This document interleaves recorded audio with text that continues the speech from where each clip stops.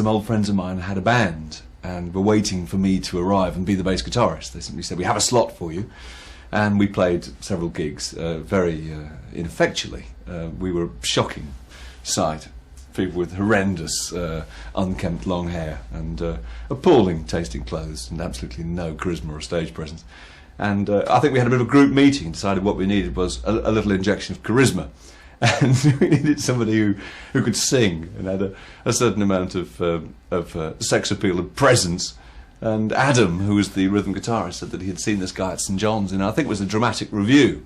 May well have been one of those things involving a straw hat, and but which Tony occasionally did. And he said, "I've met this guy, Tony Blair, and he's a fantastic bloke and a great singer, and I liked him, and let's give him an audition." So we auditioned him.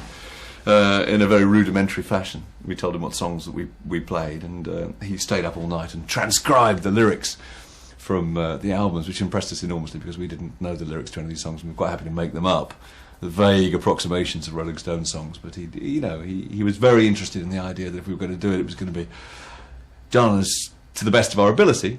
And he turned up and using a small microphone that was normally plugged into the record player or something, did a kind of threw some shapes, and we were very impressed. And he was signed up immediately.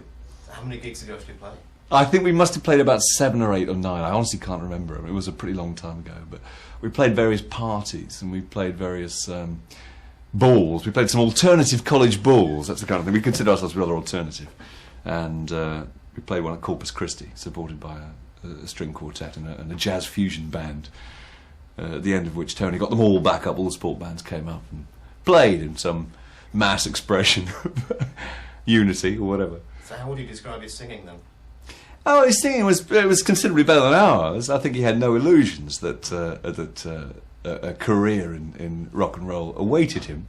But he had a reasonably powerful voice, and he was a fantastic stage presence. Could you compare his voice to anybody in particular? No, I don't think so, no.